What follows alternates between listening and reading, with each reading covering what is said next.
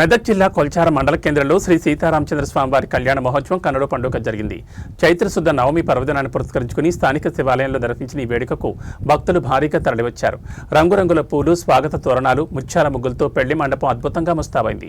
వేడుకల్లో భాగంగా గ్రామ పురోహితులు కోలాచల శ్రీనివాస్ శర్మ నివాసం నుంచి శ్రీ సీతారామ, లక్ష్మణ, ఆంజనేయ స్వామి విగ్రహాలను అఖండ భజనలు, డీజే సౌండ్ల మధ్య ఊరేగింపుగా శివాలయానికి తీసుకొచ్చారు. యువకుల నృత్యాలు, మహిళల కోలాటం ప్రదర్శనలు దారి పొడవునా భక్తులను విశేషంగా ఆకట్టుకున్నాయి.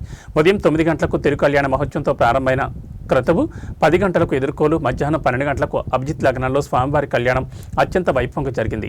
జోలకంటి మంజుల నాకేందర్, పాల్వంచ విజయ్ వెంకట్గౌడ్, వనమాల రాధిక అనిల్, నాంచర్ల వైష్ణవి ప్రణయరెడ్డి దంపతులు పీటలపై కూర్చోగా పురోహితులు శ్రీనివాస్ శర్మ వేద మంత్రాల మధ్య కళ్యాణం జరిపించారు. దంపతులు స్వామివారికి పట్టు వస్త్రాలు, ముత్యాల తలంబ్రాలు సమర్పించారు. ఈ కార్యక్రమంలో జోలకంటి సంగమేశ్వర్, సర్పంచ్ దేవనగారి శేఖర్, మాజీ సర్పంచ్ రాజగౌడ్, విశ్రాంత ఉపాధ్యాయులు జగదీష్ చంద్ర, ఆలయ పూజారి మురళీధర్ పంతులు మరియు పెద్ద సంఖ్యలో గ్రామ ప్రముఖులు, భక్తులు, మహిళలు పాల్గొన్నారు. కళ్యాణం అనంతరం భక్తులకు తీర్థప్రసాద వితరణ జరిగింది.